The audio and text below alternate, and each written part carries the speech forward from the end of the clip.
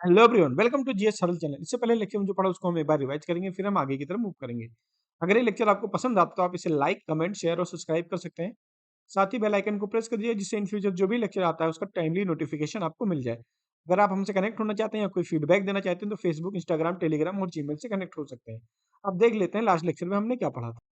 तो last lecture में हमने देखा था कि अकबर ने जो रिफॉर्म किए थे, ठीक है, उस रिफॉर्म में आपको बताया था 1562 में स्लेव प्रैक्टिस को अबोलिश किया था, 1563 में यानी 1563 में उसने पिलग्रिमेज यानी पिलग्रिमेज यानी तीर्थ यात्रा के लिए जो टैक्स लगता था उसको इसने एबोलिश किया था। 1564 में जिजिया यानी जजिया, उसके बाद में फिर 71 में फतेहपुर सीकरी को अपने कैपिटल बनाया था, ठीक है, इबादत खाना बनाया, ये सारी चीजें आपको बताया था। उसके बाद में जो फेमस प्रीस्ट थे, जैसे दस्तूर जी राणा, पारसी थे एका बीबी, ठीक है, हरविजय सूरी, परसोत्तम दास, इन सब के बारे में आपको बताया था। फिर आपको बताया था फाइनेंशियल मैटर जो था, इलाही और जलाली रुपया जो सिक्का चलाया था, ठीक है। और उसके बाद फिर आपको लैंड टैक्स बताया था कि जो लैंड टैक्स होता है वो कितने तरीके से होता है, जिसमें जब्ती है, कानपूत है, आईने दहसाला, ठीक है। आईने दहसाला किसने इंट्रोड्यूस किया था, ये आपको याद रखना, टोडर मल ने, ठीक। उसके बाद फिर आपको बताया था कि जैसे जैसे लैंड जो जमीन है उसका प्रोडक्शन जिस हिसाब से है, उसका यील्डिंग जिस हिसाब से है, उस हिसाब से फिर टैक्स को डिवाइड किया गया था। उसमें उसमें जमीन कैसी थी, उसमें पोलिस था, परती जमीन थी, ठीक है? और उसके बाद छाछर और बंजर, ठीक, जिसपे बंजर पे कोई टैक्स नहीं लिया जाता था। उसके बाद फिर आपको बताया था कि लैंड टैक्स अकॉर्डिंग जो लैंड थी उसमें, जैसे खालसा, खालसा पे भी कोई टैक्स नहीं था। जो जागी भूमि होती थी, जो सामंतों को सैलरी के रूप में दिया जाता था, ठीक है, उसका जो पैबाकी, पैबाकी के बाद फिर आपको बताया था मदद ए मास, जो चैरिटी के लिए जमीन दी जाती थी, ठीक, उस पर भी कोई टैक्स नहीं लगता था। उसके बाद आज हमको स्टार्ट करना है नौ रत्नों के बारे में, ठीक है, नाइन जेवल्स ऑफ बर्थ। इसमें जो सबसे फेमस आपको पता होगा, बीरबल का नाम सबने सुना होगा, और अकबर बीरबल की कहानी भी सबने सुना होगा, ठीक है। तो फर्स्ट बीरबल, ठीक। बीरबल के बारे में अगर हम बात करें तो ये एक राजपूत थे। सबको लगता है ये मुस्लिम थे, बीरबल, ठीक है, बीरबल, एल, ठीक है, लेकिन ये राजपूत थे। इनका नाम था महेश दास, महेश दास, ठीक है। ये क्या थे, ये प्रशासक के रूप में थे, एडमिनिस्ट्रेटर, ठीक है। उसके बाद फिर आपके तानसेन, तानसेन, तानसेन जो थे, ये जो है, इनका रियल नाम जो था वो रामतनु पांडे था। रियल नेम रामतनु पांडे, ठीक है। ये एक म्यूजिशियन थे, म्यूजिशियन थे, ठीक है। और कहाँ से थे, ये ग्वालियर से बिलोंग करते थे, फ्रॉम ग्वालियर, ठीक है। अच्छा, जो बीरबल थे, बीरबल को मारा था यूसुफ जई ने, ठीक है, बीरबल को मारा था यूसुफ जई ने। बीरबल किल्ड बाई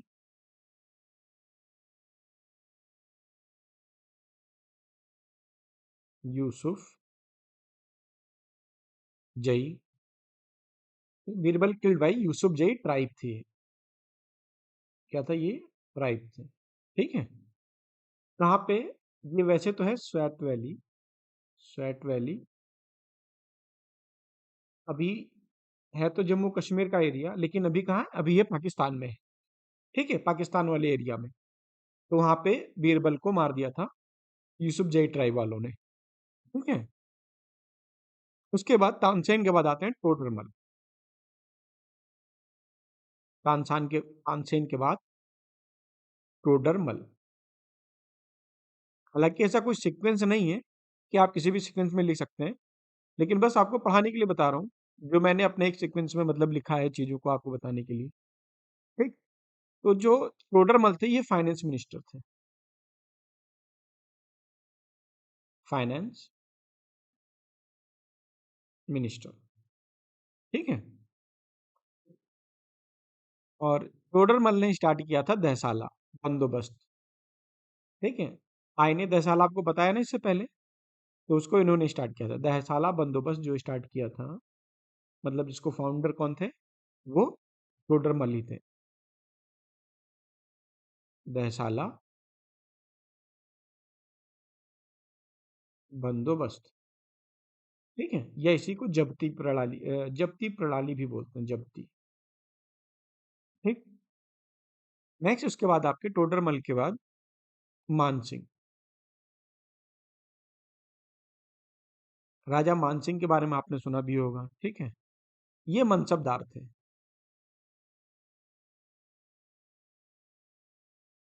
मनसबदार, ठीक है। और ये ग्रैंड सन जो राजा भारमल थे, उनके ये ग्रैंड सन थे, यानी पोते थे किसके, राजा भारमल के।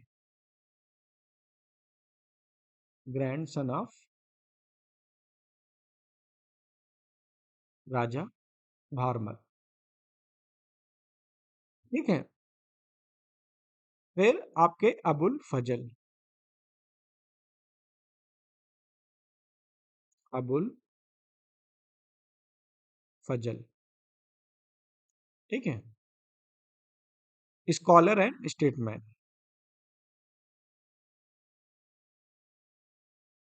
ये क्या थे, स्कॉलर थे,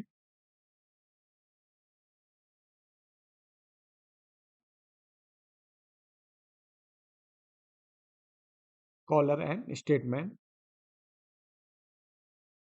ठीक है। और चीफ प्रीस्ट भी थे किसकी, दीन इलाही के। चीफ प्रीस्ट थे, चीफ प्रीस्ट ऑफ दीन इलाही,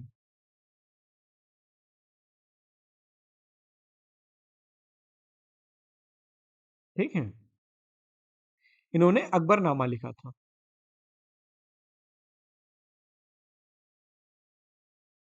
अकबरनामा किसने लिखा था, अबुल फजल ने, ठीक है। और अकबरनामा का एक पार्ट है जिसको आईने अकबरी बोलते हैं, वो भी इन्होंने ही लिखा था, ठीक है। आईने, कभी कभी एक पूछ लेता है कि आईने अकबरी किसने लिखा था, आईने अकबरी, ठीक है। ये किसका पार्ट है, पार्ट ऑफ अकबरनामा, ठीक है। तो उसके बारे में भी, मतलब उसको भी किसने लिखा था, अबुल फजल ने। अबुल फजल को मार दिया था जहांगीर ने, किल्ड बाई जहांगीर, ठीक।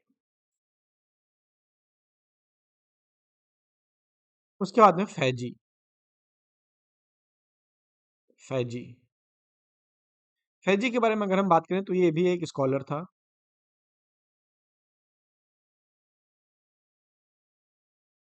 ठीक है।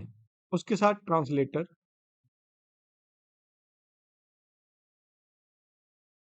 पोएट, और ये अबुल फजल का भाई था, ठीक है। जो अबुल फजल है इन्हीं का भाई था Faizi, and brother of Abul फजल।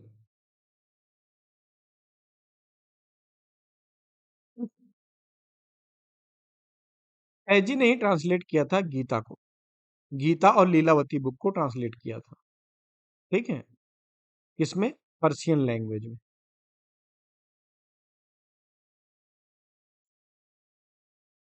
किसको, गीता ट्रांसलेट किया था,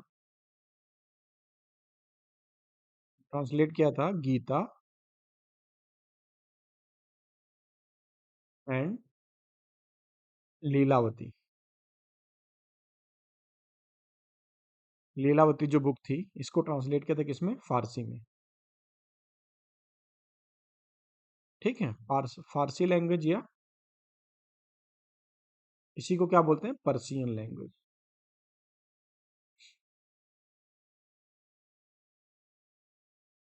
ठीक है। नेक्स्ट आपके आते हैं, 7वें नंबर पे हो गए अब्दुल रहीम खान खाना। अब्दुल रहीम खान ने खाना। ठीक है। अब्दुल रहीम खाने खाने की बात करें तो एक हिंदी पोएट थे, हिंदी कवि थे, हिंदी पोएट थे। ठीक है। साथ ही इन्हें ट्रांसलेटर भी थे।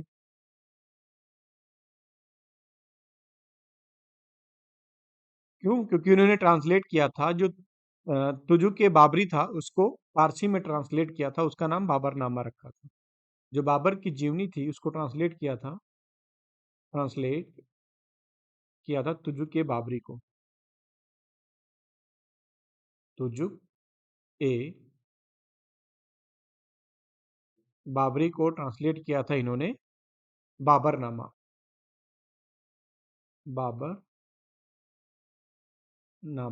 ठीक है। इसको ट्रांसलेट किया था किसमें? फारसी लैंग्वेज में, फारसी या पर्शियन में ट्रांसलेट, उसका क्या नाम दिया गया बाद में? बाबरनामा। ठीक है। नेक्स्ट है आपका मुल्ला दो प्याजा। मुल्ला दो प्याजा, ये जो थे आपके कॉमेडियन थे। ठीक है। इनके बारे में ज्यादा पूछता भी नहीं कि कौन थे। ठीक है। क्वेश्चन आपसे यही यही बनता है कि जो तुझे की बाबरी थी उसको ट्रांसलेट किसने किया था? अब्दुल रहीम खान खान ने। किसमें? बाबरी, और उसमें बाबरनामा उसका बाद में नाम दिया गया ट्रांसलेट करने के बाद में। ठीक है। या फिर आपको बीरबल से पूछा जाएगा या तानसेन से या टोडरमल से रिलेटेड, यही कि दहसाला बंदोबस्त का इस्तेमाल किसने किया था, किसने उसको चलाया था। ठीक है। तो ये चीज आपको थोड़ा सा याद रखना है। उसके बाद में आपके जो नेक्स्ट हैं, नाइन्थ और लास्ट, ये आपके हकीम हुकाम। हकीम हुकाम।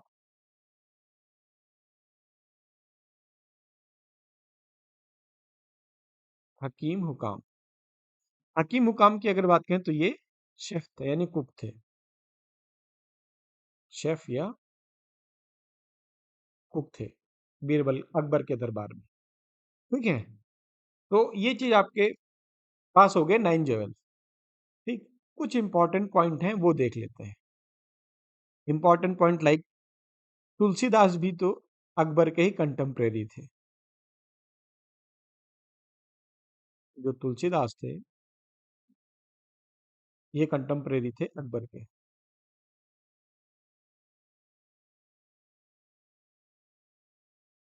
टू अकबर। देखो यहां से एक चीज आप निकाल सकते हो कि भाई अगर अकबर का टाइम पीरियड क्या है, 1500 के आसपास का। ठीक है। मोटा मोटा आपको याद रखना है, बाकी जब आप पढ़ोगे तो आपको याद रखना पड़ेगा। ठीक है, कि 1542 में अकबर का जन्म हुआ था और 1556 से 1605 तक अकबर ने रूल किया था। लेकिन फिर भी आपको ये ध्यान रखना पड़ेगा कि अकबर के कंटेम्प्रेरी थे, यानी जो तुलसीदास जी थे वो अकबर के यानी 1500 ईस्वी के आसपास 16वीं शताब्दी के थे। ठीक है। और जो हमारी रामचरितमानस लिखी गई, वो किसने लिखा है? तुलसीदास जी ने। तो यानी रामचरितमानस किसके टाइम पे लिखा गया? वो अकबर के टाइम पे लिखा गया। ठीक है, ये आपको याद रखना है। तो ये कंटेम्प्रेरी अकबर थे और तुलसीदास जी ने डिनाइड कर दिया था। जो है अकबर ने इनको प्रपोजल दिया था कि भाई आप जो है नवरत्न ज्वाइन कर लीजिए, तो नवरत्न की जगह 10 रत्न हो जाते हैं, इसमें से किसी को हटाते। लेकिन इन्होंने डिनाइड कर दिया, तो join Navratna, denied to join as a member of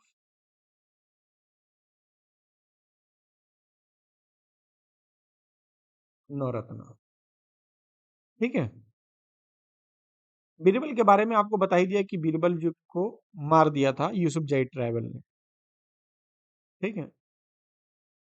फिर से देख लीजिए, Birbal was killed by Yusuf जई ट्राइबल। ठीक है। किल्ड बाई यूसुफ जई ट्राइब। कहाँ पे? जम्मू एंड कश्मीर में। ठीक है। इन बैटल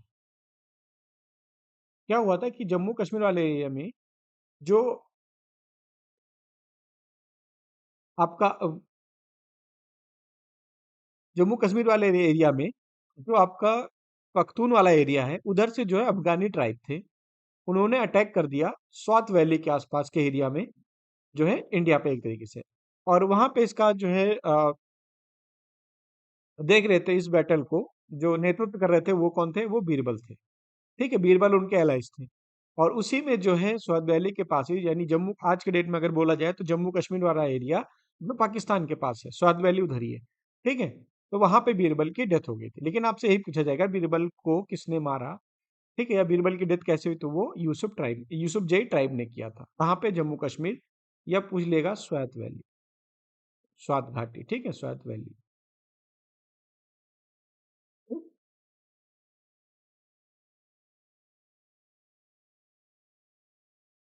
और जो इसी के साथ जो आईने अकबरी है,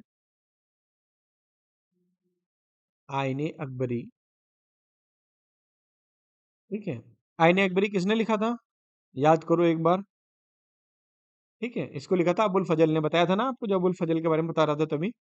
तो आईने अकबरी अबुल फजल ने लिखा था, और ये पार्ट था किसका, अकबरनामा का। ठीक है, तो आईने अकबरी में जो है वो आपको जो अकबर का एडमिनिस्ट्रेटिव सिचुएशन था उसके बारे में बताया गया है। ये बात करता है, टॉक अबाउट एडमिनिस्ट्रेटिव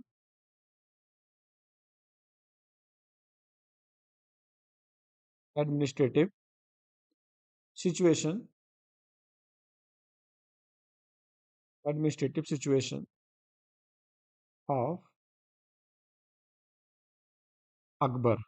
ठीक है, इसमें क्या था, जो सारी पावर थी वो किस में कंसंट्रेटेड थी, वो थी मुगल एम्पायर में। ठीक है, all power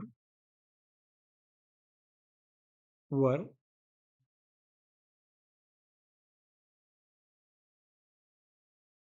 concentrated in Mughal empire.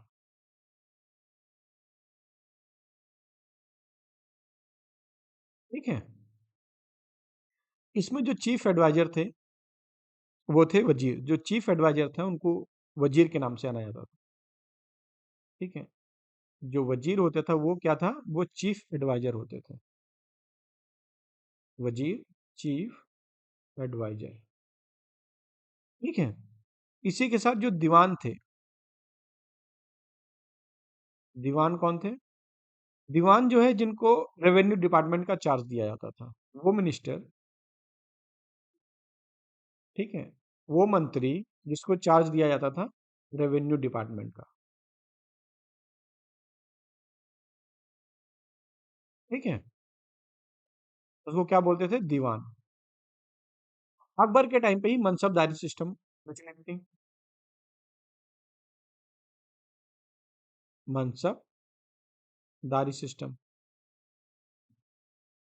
ठीक है, मनसबदारी में क्या होता था, देखो मनसब में क्या, मनसब का मतलब होता है रैंक। ठीक है, मनसब का मतलब रैंक, यानी रैंक के अकॉर्डिंग हायरार्की में आप किसी को डिवाइड कर दें। एक्चुअल में ये प्रचलित किस में था, ये मिलिट्री और एडमिनिस्ट्रेटिव सिस्टम, जो मिलिट्री और एडमिनिस्ट्रेटिव सिस्टम था, एडमिनिस्ट्रेटिव, उसमें ये प्रिवेल था उस टाइम पे, अकबर के टाइम पे। तो इसको आप ऐसे भी कह सकते हैं कि ये क्या था, एक ग्रेडिंग सिस्टम था, मनसबदारी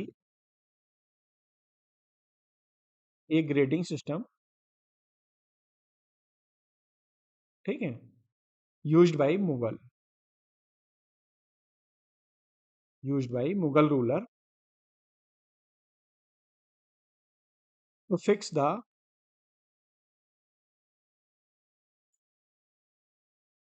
rank and salary of a mansabdar. ठीक है, जो मनसबदार का रैंक और सैलरी फिक्स करने के लिए ये मुगल के टाइम पे एक ग्रेडिंग सिस्टम था। ठीक है, ये grading system used by Mughal ruler to fix, ठीक है, the rank and salary, rank और सैलरी मनसबदारी के अकॉर्डिंग होता था, यानी आप किस रैंक में हैं तो उस रैंक के अकॉर्डिंग आपकी सैलरी होगी। और ये जो शब्द है मनसबदारी, ये मंगोलिया से बोरोड किया गया था। कहाँ से लिया गया था? ठीक है, बोरोड फ्रॉम मंगोलिया। ठीक है, इसको नोट कर लेना। मनसबदारी इंडिया में कहाँ से लिया गया था? ये लिया गया था मंगोलिया से। ठीक। मनसबदार जो थे वो ऑफिसर थे मुगल एडमिनिस्ट्रेशन के। जो मनसबदार थे, mansabdar were officers of a were officers in were officers in Mughal administration, in Mughal administration.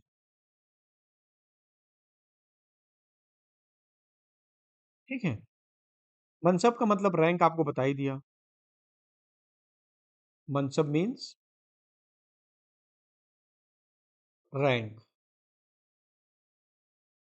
मनसब means rank holder in administration, in administration. ठीक है। और ये आया कब था? मनसबदारी सिस्टम जो है ये आया था अ, बाबर के टाइम पे। Mansabdari system came in India during Babur. ठीक है। और लाया कहाँ से था बाबर? ये बोरो किया था मंगोलिया से। ठीक, भूलना नहीं इसको आपको। उसके बाद अकबर ने क्या किया? अकबर ने इन मनसबदारी सिस्टम को कह सकते हो एक रिफॉर्म कर दिया। ठीक है। और इसको इंस्टीट्यूशनलाइज कर दिया। ठीक है, मिलिट्री और सिविल एडमिनिस्ट्रेशन में। तो अकबर ने क्या किया? Akbar institutionalised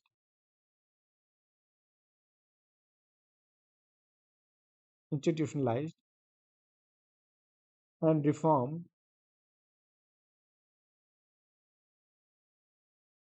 it on the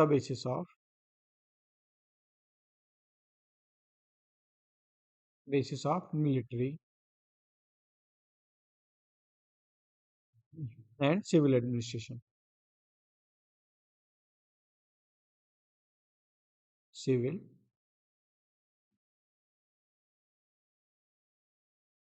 administration. ठीक है।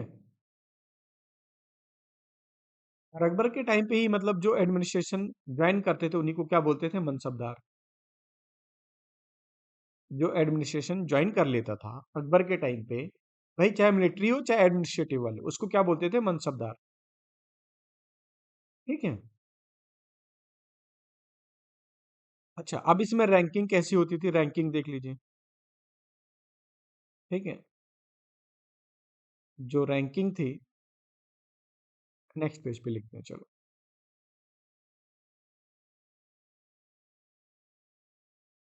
रैंकिंग देख लेते हैं। रैंकिंग जो थे,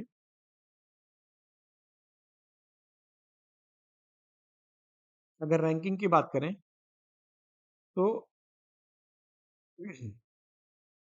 इसमें था अमीर ऑफ अमीर्स, अमीर ऑफ अमीर्स। ठीक है। या इसी को अमीर उल उमरा भी बोलते थे। आल्सो अमीर अल उमरा।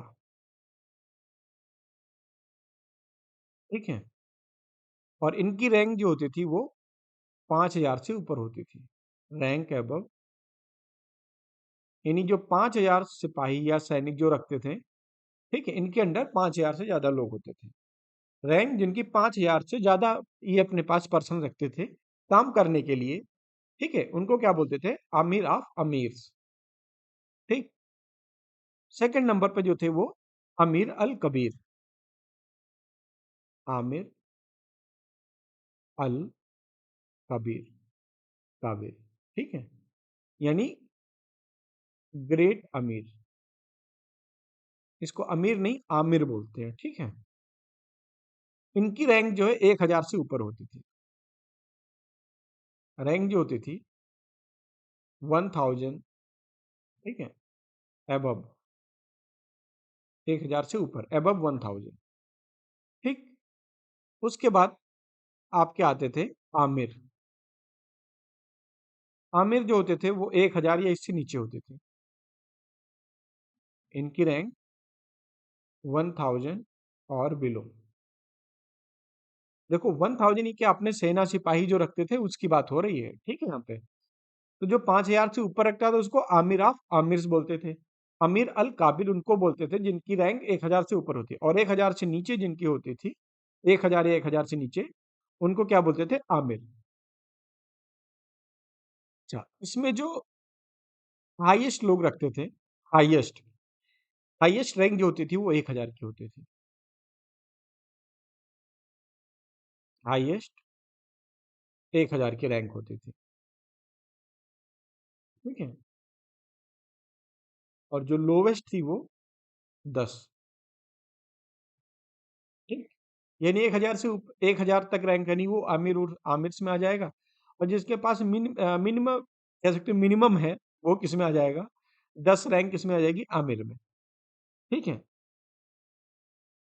अच्छा, और इसका रिप्रेजेंटेशन देख लेते हैं। स्ट्रक्चर, स्ट्रक्चर कैसा था। स्ट्रक्चर की अगर हम बात करें तो ये ड्यूअल रिप्रेजेंटेशन होता था इसमें। क्या होता था, dual representation, dual representation. Dual representation का मतलब है ड्यूअल रिप्रेजेंटेशन ऑफ मनसब।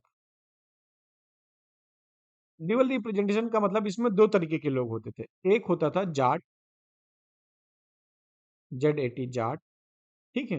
इसका मतलब इसमें जो इन्फेंट्री आर्मी होती थी, पैदल सवारी जो, सॉरी पैदल सैनिक जो होते थे, ये रिप्रेजेंट करते थे,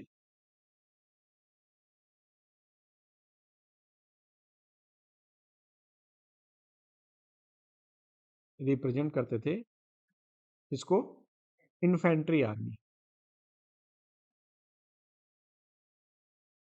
इन्फेंट्री आर्मी को, ठीक है। सेकंड नंबर पे जो है उसको सवार मनसबदार बोलते थे, सवार, सवार मनसबदार, ठीक है। और ये जाट मनसबदार,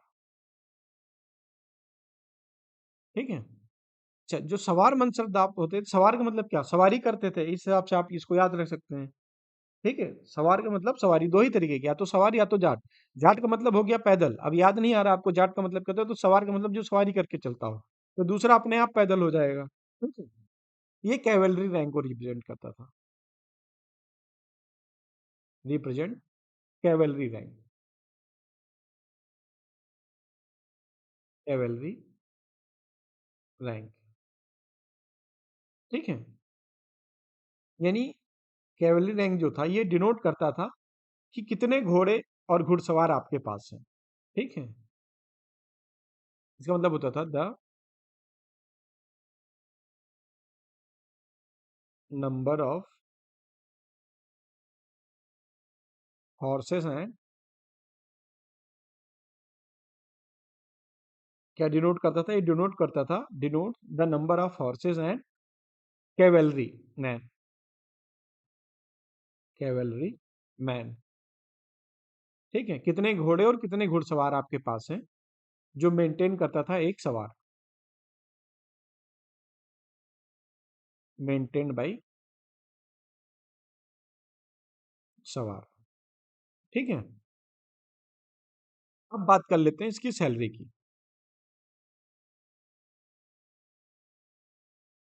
ठीक है। अगर सैलरी की बात करें तो सैलरी इनकी रैंक के अकॉर्डिंग होती थी, सैलरी अकॉर्डिंग टू रैंक होती थी इनकी, ठीक। तो सैलरी इनको रैंक के अकॉर्डिंग दी जाती थी। अच्छा, आपको जागी भूम पढ़ा था लास्ट लेक्चर में, इससे पहले वाले लेक्चर में जागी भूम पढ़ाया था ना, तो वो जागी किसको दिया जाता था, इन्हीं को दिया जाता था। तो ये पेमेंट जो रिसीव करते थे, यानी salary according to rank, and जो पेमेंट होता था, पेमेंट थ्रू लैंड, ठीक है, जो क्या बोलते थे, वाज नोन एज जागीरदार। इनको क्या बोलते थे, जागीरदार, यानी जागी भूमि जो इनको देते थे वो किस लिए देते थे, यानी सैलरी की जगह पे इनको जमीन दिया जाता था, ठीक है, इन्हीं को क्या बोलते थे, जागीरदार। और जागीरदार को ही जो है इनको राइट दिया जाता था, इनको ये राइट दिया जाता था, जागीरदार वर गिवन राइट, ठीक है, to collect revenue, to collect revenue from a piece of land. जो जमीन इनको दी जाती थी उस लैंड से जो रेवेन्यू आएगा वो ये रिसीव करेंगे, कलेक्ट करेंगे, ठीक है। और जो कैश कलेक्ट करता था, ठीक है, हु रिसीव कैश, जो कैश कलेक्ट करता था उसको क्या बोलते थे, उसको बोलते हैं नगदी, सॉरी, जो कैश कलेक्ट करता था उसको नगदी बोलते थे उस टाइम पे, कैश कलेक्टर जो था उसको नगदी बोलते थे, नगदी, ठीक है। और एक चीज ध्यान रखना कि ये जो पोस्ट थी, ये पोस्ट हेरिडेटरी नहीं थी, ठीक है, वंशानुगत नहीं थी, तो ये भी लिख लेना, पोस्ट वाज नॉट हेरिडेटरी, ठीक है, पोस्ट हेरिडेटरी नहीं थी। इतनी बात आपको समझ में आ गई होगी ना। देखते हैं अकबर ने जो बैटल लड़ा था, ठीक है, जो जो युद्ध अकबर ने लड़े और जो जो एरिया पे कब्जा किया वो चीजों को देखते हैं, ठीक है। तो नेक्स्ट हेडिंग आप डालेंगे,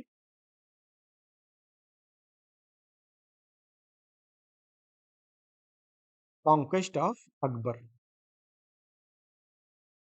अकबर के द्वारा जो चीजें जीती गई, कब्जा की गई, कॉन्क्वेस्ट ऑफ अकबर, ठीक है। तो अकबर ने क्या किया, जो दिल्ली और आसपास का एरिया था उसको रिकवर कर लिया था। अब जो इनका जो सेकंड बैटल ऑफ पानीपत हुआ था, आपको पढ़ाया भी था इससे पहले, ठीक, तो उसमें ज्यादा आपको सोचना भी नहीं, दिमाग भी नहीं लगाना है, क्योंकि इससे पहले आपको पढ़ाई है। तो देखो, स्टार्ट कहाँ से किया था, क्योंकि जब आपको बता रहा था, क्योंकि जब इसके फादर हुमायूं की डेथ हो गई थी तब ये कहाँ था, तब ये नॉर्थ वेस्ट एरिया में था, ठीक है। और वहां से इसको आने में टाइम लग रहा था, इस वजह से इसके फादर की डेथ को छिपा लिया गया था, उसका राज्याभिषेक जो हुआ था, कोरोनेशन, वो रास्ते में ही हो गया था, ठीक है।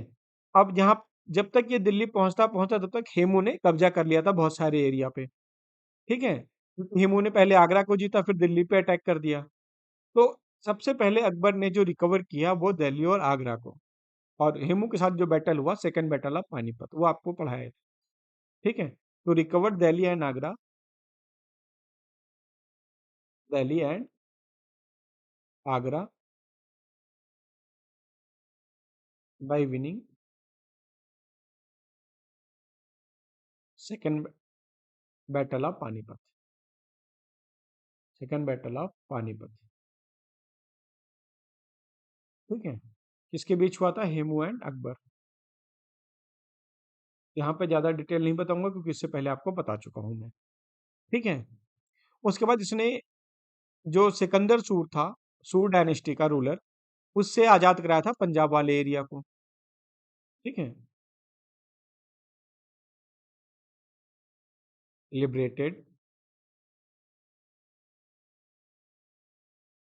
Punjab from influence of Sikandar सूर,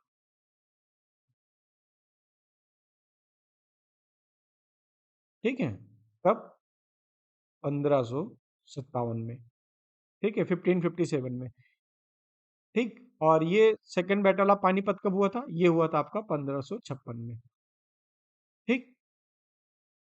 इसके बाद इसने अजमेर को एक्वायर्ड किया, ठीक है। एक्वायर्ड अजमेर, कब? 1557 में ही। ठीक है। उसके बाद ग्वालियर को अनेक्स किया। अनेक्स्ट ग्वालियर, कब? 1558 59 में। ठीक है। और इसके बाद इसने जो जयपुर था उसको अफगानों से छुड़ाया। अफगान का जो रूलर था मोहम्मद शाह सूर, मोहम्मद आदिल शाह सूर। ठीक है। उसके बाद इसने जो है 1560 में जयपुर को लिबरेट किया। जयपुर। ठीक है। इस पे किसका कब्जा था? Liberate, Jaipur liberated. ठीक है। जयपुर को लिबरेट कराया किससे? अफगान रिबेल्स था। अफगान रिबेल्स कौन था? मोहम्मद आदिल शाह सूर। आदिल शाह सूर से। ठीक है। और उसके बाद 1561 में, सॉरी, 1561 में चुनार और मालवा वाले रीजन को छुड़ाया। चुनार एंड मालवा वाले रीजन। ठीक है। तो आपका ये हो गया। अब हम देखेंगे ना थोड़ा सा इस सारी चीजों को डिटेल में। ठीक है। तो जो बैटल अकबर ने लड़े उसको थोड़ा सा आप डिटेल में देखते हैं। तो सबसे पहले हेडिंग आप डालेंगे मालवा वाला रीजन। ठीक है। मालवा रीजन। ठीक। मालवा वाला रीजन आपके लिए इसलिए इंपॉर्टेंट है, देखो देखो पूछते हैं इंपॉर्टेंट क्यों है। इंपॉर्टेंट इसलिए क्योंकि यहीं के जो राजा भारमल थे उन्हीं को डिफीट करके और जो है जोधाबाई से शादी की थी। ठीक है। तो राजा कौन थे यहाँ के? मालवा के राजा जो थे वो थे आमेर। ये कब हुआ? 1562 वाले एरिया में, सॉरी मतलब 1562, 1562 के। ठीक है। इसमें क्या किया अकबर ने? देखो 1560 और 1562 वाला याद करना, वहां पेटीकोट एडमिनिस्ट्रेशन था। ठीक है। या पर्दा एडमिनिस्ट्रेशन याद करना। उसके जस्ट बाद 1562 से अकबर सुधर गया और 1562 में अकबर ने अटैक किया किसके ऊपर? आमेर, यानी जयपुर के राजा आमेर के ऊपर। कहाँ अटैक किया? आमेर के ऊपर। या इसको अम्बेल बोलते हैं। ये कहाँ पे है? ये आपका जयपुर में, जयपुर राजस्थान। ठीक है। आमेर के राजा थे किंग भारमल। ठीक है। आमेर के राजा भारमल थे और इनको डिफीट कर दिया अकबर ने। Defeated by Akbar. ठीक है। अकबर। तो राजा भारमल जो थे ये राजपूत राजा थे, राजपूत किंग थे। ठीक। इनको जैसे ही हराया तो राजा भारमल ने क्या किया? राजा भारमल ने अकबर की स्वाधीनता को एक्सेप्ट कर लिया। ठीक है। राजा भारमल ने एक्सेप्ट कर लिया, एक्सेप्ट द सुजेरेनिटी। सुजेरेनिटी मतलब होता है, सुजेरेनिटी का मतलब होता है स्वाधीनता। ठीक है। Accepted the suzerainty of Akbar. ठीक है। कहाँ पे? एट संगनेर पे। संगनेर एक प्लेस है मालवा में। ठीक है। अंबेर वाले रीजन में। तो वहां पे इन्होंने अकबर की स्वाधीनता स्वीकार कर ली। संगनेर। देखो स्पेलिंग में फिर भी दिक्कत हो तो SANGANER। ठीक है। संगनेर पे। और इसी के बाद इन्होंने जो है शादी कर ली, जो इनकी बेटी थी, and married his daughter. And married his daughter, यानी ये कौन था? भारमल की बेटी से। राजा भारमल। हिज यानी राजा भारमल। ठीक है। हिज डॉटर, क्या नाम था? जोधाबाई। जोधाबाई। जोधाबाई का जो नाम था वो था वैसे एक्चुअल में जोधाबाई, इनका हरखाबाई नाम था। जोधाबाई का एक्चुअल नाम क्या था? हरखाबाई। हरखा बाई के नाम से भी जानते हैं। ठीक है। और अकबर ने हरखाबाई यानी जोधाबाई को टाइटल दिया। अकबर गेव टाइटल तो जोधाबाई। क्या दिया टाइटल? इनका टाइटल, इनका नाम दिया मरियम उज जमानी। इतनी सुंदर थी कि इनका नाम रख दिया मरियम उज जमानी। मरियम उज जमानी। ठीक है। हरखाबाई यानी जोधाबाई का नाम रखा अकबर ने मरियम उज जमानी। ठीक है। और इसी के बाद जैसे ही अकबर ने शादी की मरियम उज जमानी यानी हरखाबाई जोधाबाई। इसी के बाद जो राजा भारमल थे, राजा भारमल ने ये सोच लिया कि भाई अब जो है अपने पोते के साथ, ठीक है, इनका बेटा था भगवान दास। ठीक है, कि अब भाई अपनी सर्विस जो है रॉयल सर्विस वो किसको देंगे? अकबर को देंगे। तो राजा भारमल यानी इनका साम्राज्य कह सकते हो कि अकबर के साम्राज्य में मिला लिया गया एक तरीके से। ठीक है। Raja Bharmal was included his grandson. Grandson. ठीक है, क्या नाम था ग्रैंडसन? ग्रैंडसन का नाम था, याद करो, बताया था आपको इससे पहले, मान सिंह। ठीक है। ग्रैंड सिंह मान सिंह। ठीक है। और जो मान सिंह यानी भारमल, देखो कंफ्यूज नहीं होना, राजा भारमल थे।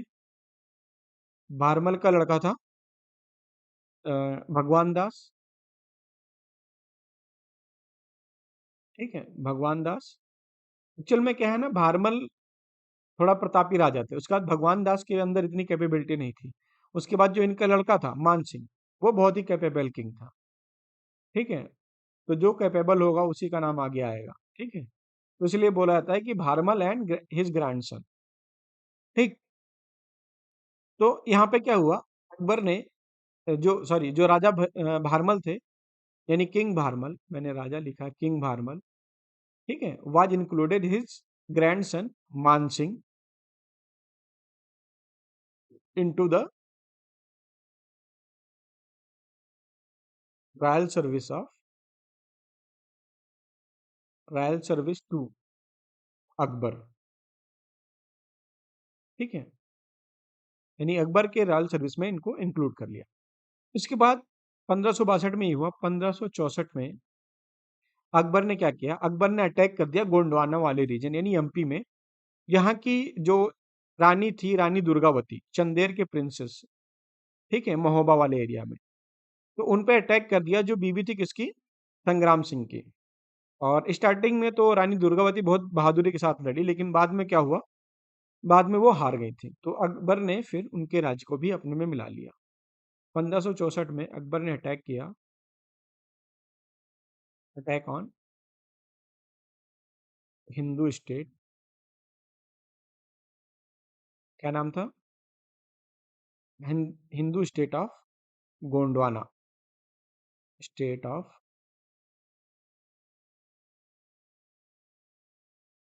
गोंडवाना। ठीक है, एमपी में। गोंडवाना यानी रीजन जो था, यानी महोबा, यहाँ की रानी थी। गोंडवाना ने रीजन को क्या बोलते हैं? गोंडवाना वाली रीजन को क्या बोलते हैं? महोबा। ठीक है। महोबा में चांदेर प्रिंसेस थी। तो जो ये एरिया था, ये गवर्न किसके द्वारा किया था? Govern by Rani Durgavati. रानी दुर्गावती। ठीक है। इनके हस्बैंड का नाम था लेट, यानी मर चुके थे, किंग संग्राम सिंह। किंग संग्राम सिंह, ये संग्राम सिंह की पत्नी थी। ठीक है। तो जो रानी दुर्गावती ये कहाँ थी? चांदेर की प्रिंसेस थी। चांदेर प्रिंसेस। ठीक है, चांदेर प्रिंसेस ऑफ महोबा। महोबा। ठीक है। स्टार्टिंग में बताया ना आपको, ये बहुत ही बहादुरी के साथ लड़ी, लेकिन बाद में इन्होंने जो है अपने आप को सरेंडर कर दिया था। Sorry. Fought with very bravery but later defeated. ठीक है। तो आज के लिए इतना ही रखते हैं। अगले लेक्चर में हम स्टार्ट करेंगे इसके बाकी बैटल मेवाड़ से। ठीक है। तो आज के लिए बस इतना ही, मिलते हैं अगले लेक्चर में। जय हिंद।